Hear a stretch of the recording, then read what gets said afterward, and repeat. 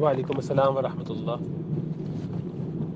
سجدہ تلاوت یعنی قرآن میں جو سجدے آتے ہیں ان کے بارے میں چونکہ احناف کے ہاں رائے یہ ہے کہ یہ واجب ہے، اور اس کے واجب ہونے پر بہت سے دلائل قائم کیے ہیں۔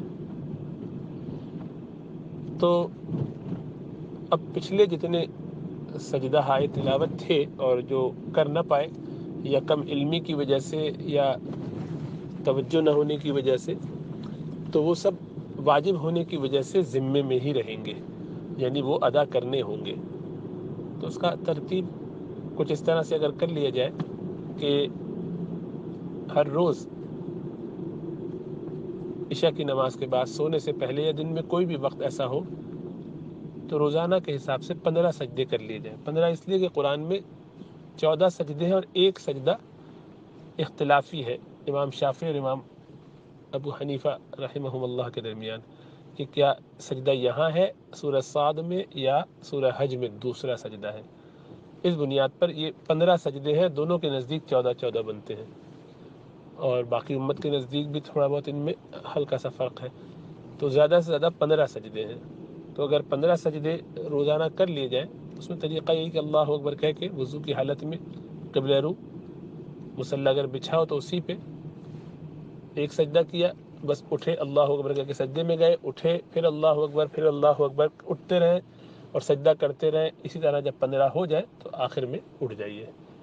تو 15 سجدے لگاتار، جیسے نماز میں 2 سجدے کرتے ہیں، اللہ اکبر کہہ کے سجدے میں گئے، اٹھے اللہ اکبر، پھر اللہ اکبر کہتے رہیے اور سجدے میں جاتے رہیے۔ جب 15 مکمل ہو جائے تو اس کے بعد اٹھ جائیے۔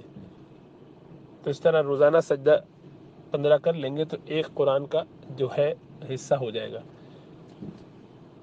تو اپنی زندگی میں جتنے بھی ہوں اس کا ایک حساب ایسے ہوگا کہ جب آپ کے دل کو تسلی ہو جائے، جب آپ کو اطمینان ہو جائے کہ ہاں میں نے اب اتنے سجدے الحمدللہ کر لیے ہیں، مثلا 3-4 مہینے کر لیے لگاتار، 6 مہینے کر لیے، سال بھر کر لیے، کبھی چھوڑ کے کر لیے، کبھی کم کبھی زیادہ کر لیے، لیکن جس وقت یہ تسلی ہو جائے کہ ہاں مجھے لگتا ہے کہ اب میں نے سارے ادا کر لیے ہوں گے، تو اس وقت چھوڑ دیں۔ تو یہ ہر ایک اپنے حساب سے اس کو جج کرے گا، کیونکہ اس کا کوئی یقینی حساب رکھنا آسان نہیں ہے۔ ہر ایک قرآن کی تلاوت مختلف انداز سے کرتا ہے، کتنی دفعہ کرتا ہے، کتنی دفعہ اس آیت کو پڑھتا ہے، کتنی دفعہ اپنے پورے 20 سال کی زندگی میں پڑھی ہوگی، تو کچھ پتہ نہیں۔ اچھا، حفظ کے دوران یہ ذہن میں رہے کہ جو ایک آیت مثلا سجدے والی ہے اور اس کو بار بار جو پڑھا جاتا ہے تو اس سے ایک ہی سجدہ واجب ہوتا ہے۔ اس ایک مجلس میں وہاں بیٹھے ہوئے ایک آیت کو ایک دفعہ پڑھیں گے تو تب بھی ایک ہی سجدہ ہوگا، اور 100 دفعہ پڑھیں گے تو بھی ایک ہی سجدہ کرنا ہوگا۔ ہم وہاں سے اٹھ کے چلے گئے، وضو کر کے پھر آئے، پھر شروع کیا، پھر وہ آیت پڑھی تو اب دوسرا ہوگا سجدہ، لیکن اس کے بعد بھی جتنے وہیں بیٹھے بیٹھے پڑھتے رہیں گے اس میں ایک ہی۔